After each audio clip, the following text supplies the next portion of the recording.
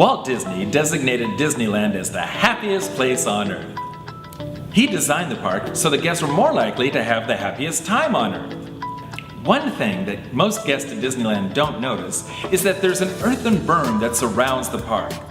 When you enter Disneyland, it's the first thing you see, but it looks like just a design element to highlight the train station on top of it. The reason for the berm is that Walt wanted people to be completely shut off from the outside world. He didn't want any of the sounds from the neighboring streets to be heard inside Disneyland. As a result, Disneyland feels a little more completely like a different world. None of the troubles of the outside world will interrupt your time there. Of course, with the advent of smartphones, almost everyone has contact with the outside world while they're at Disneyland, but you still get a sense of being in a special world.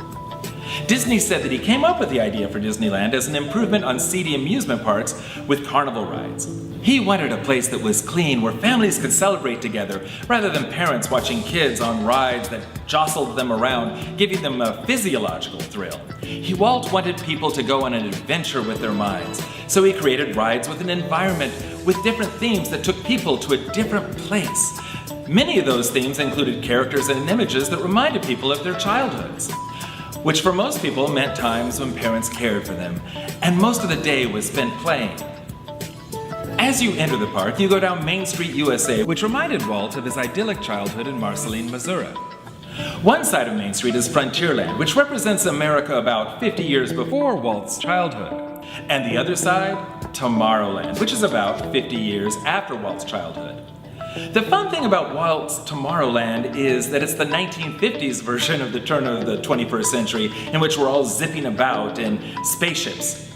These themes stimulate our mental sense of adventure, such that a simple ride turns into an imaginative playtime. It was when I was walking by the Matterhorn one day that I came upon the real secret of Disneyland. I saw a father with his daughter. He was asking her what ride she wanted to go on next, and I realized that the reason a trip to Disneyland becomes the happiest place on Earth for many was more than just fun rides and themed architecture. Disneyland is a place in which parents devote an entire day to making their kids happy.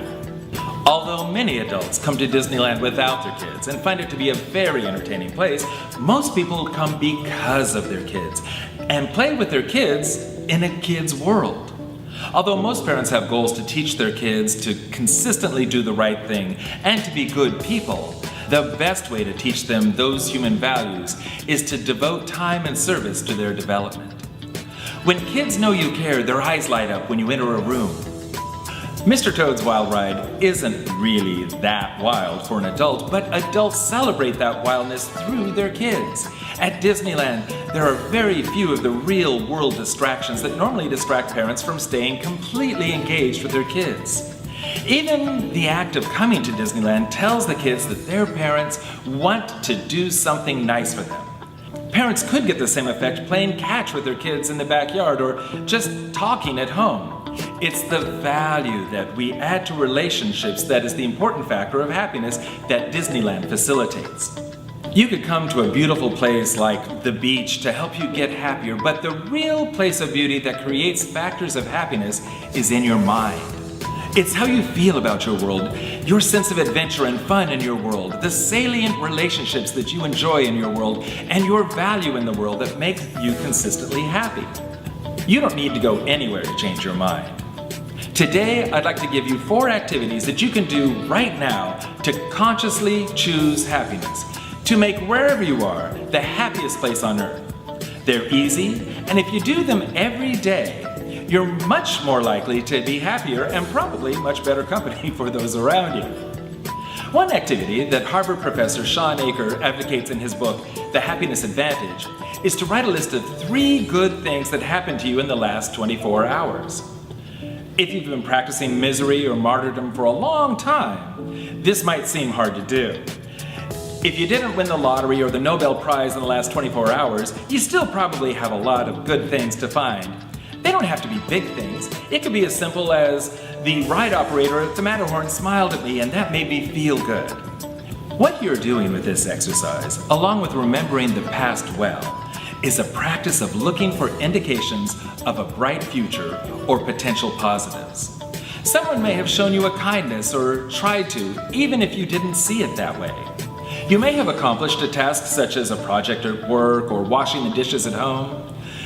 Every accomplishment and joyful experience counts.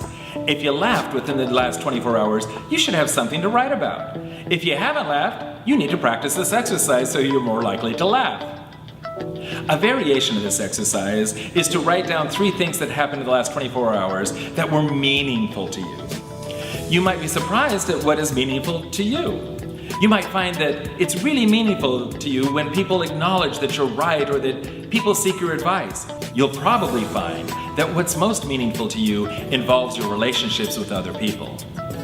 When I first did this exercise, I found that the best thing that had happened to me in the preceding 24 hours was that I spent some time laughing deeply with my friend Bob. That was a good thing too, so I could use it for either exercise. Dr. Achor suggests that this helps make you happy not only because it's similar to a gratitude practice and grateful people tend to be happy people, but it puts you in a practice of seeing good things. And people who are good at seeing good things see more good things. Thus, they're more hopeful. And perhaps more importantly, they're better at seeing opportunities than pessimists. People who practice happiness tend to be more successful professionally and financially than pessimists. The second exercise that I'm suggesting is to forgive 3 things every day. Some people think forgiveness is about forgetting the past and letting people get away with stuff. Forgiveness is really about your future. Let's say someone wronged you in the past. If you give your time and energy today to your anger for that person, you've given away time and energy that could have been spent improving yourself. If you can do something that will change the person with whom you have the issue today, then do that. Chances are, though, that you'll just solidify the fence between you. We know that anger and bitterness releases chemicals into your blood that are deleterious to your health. Holding on to anger is like taking poison and expecting the other person to die. If you're not going to improve a situation, why would you want to spend the energy frustrating yourself and making yourself less healthy in the process?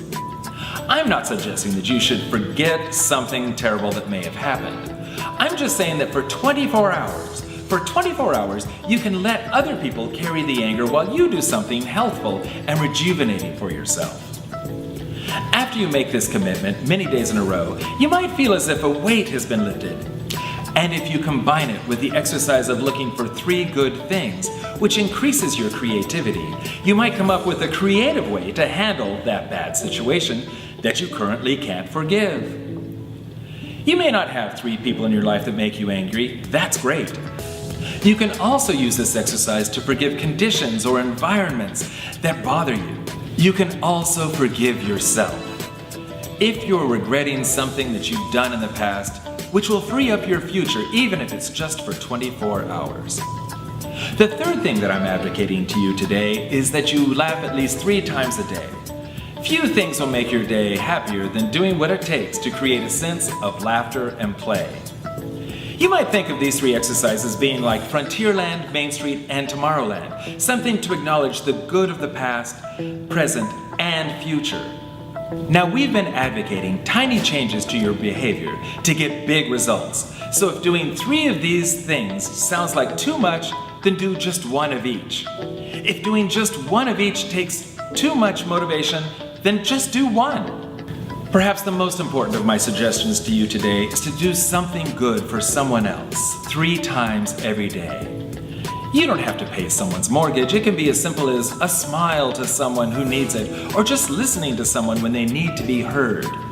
When you spend time investing in other people, like parents do with their kids at Disneyland, you develop meaningful relationships that lead to long-term happiness.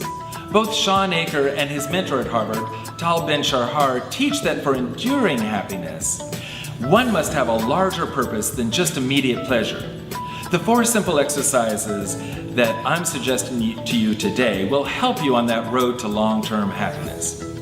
Choose to change your mind and make wherever you are the happiest place on earth.